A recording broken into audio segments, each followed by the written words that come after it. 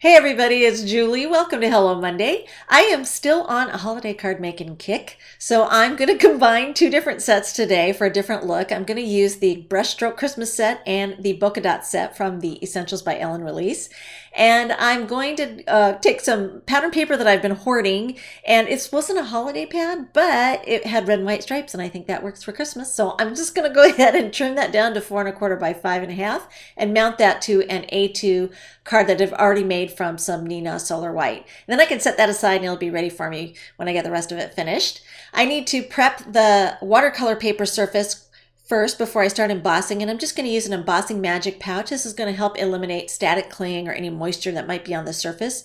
And I'm going to be stamping on the smooth side of this piece, which was cut down to about 3¾ by 5½.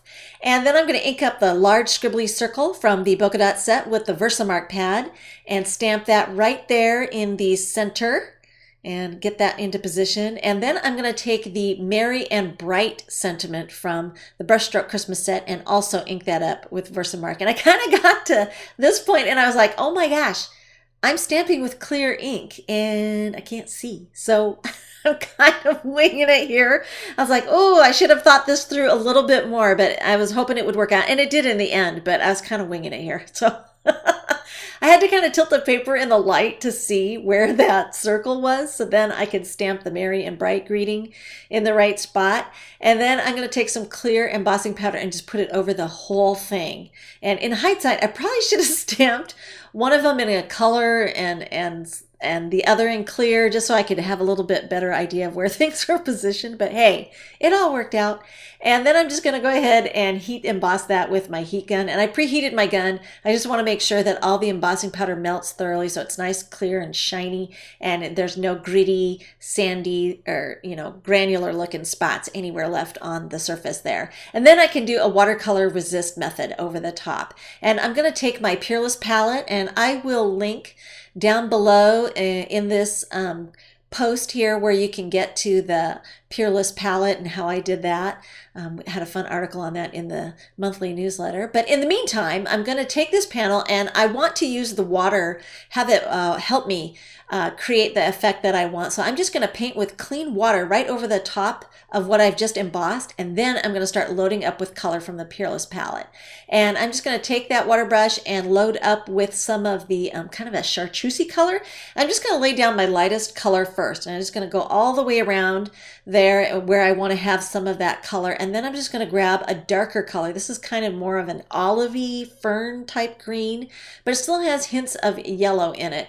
And I'm not trying to obliterate the original color. I just kind of want to blend and add it here and there. And this is going to help me create a little bit more interest instead of just a flat wash of color. And then once I have that filled in where I want it, I can go ahead and start loading up with some darker, richer color. And this is a more vibrant green. And this is just going to kind of help create some variegations of color in there that are going to look really fun and interesting and bright.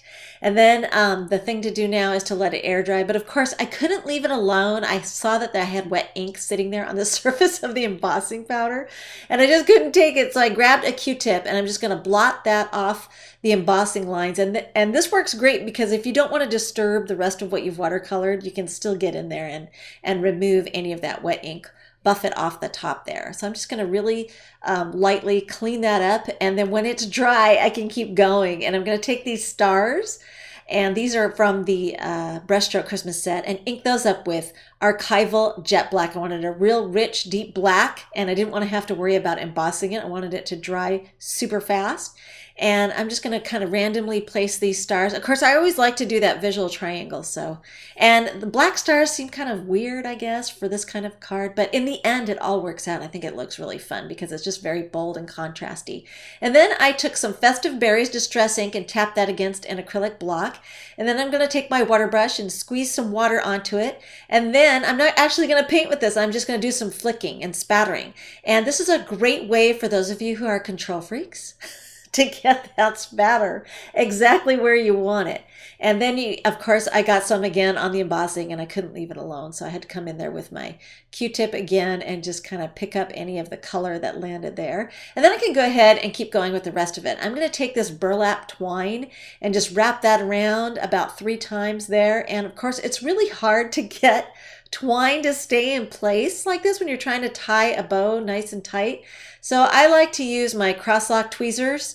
These are by EK Success, and I'm just going to use those. When you squeeze them, they open, and when you release them, they clamp. And that's kind of like having an extra pinky finger in the studio there to hold that down while I tie the rest of it, because I'm always alone and often need that extra hand there to tie those. So it's kind of like my third hand. I'll get that tied nice and tight, trim off the ends, and then I'm going to 3D pop this panel up.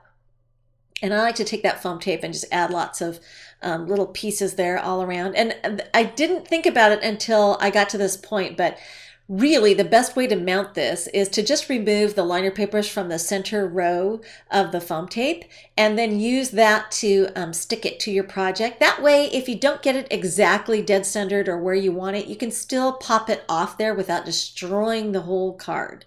And this is a great tip that I learned from my friend Sherry Carroll.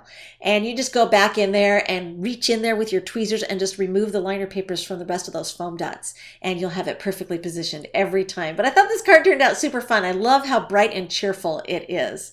Thanks for watching.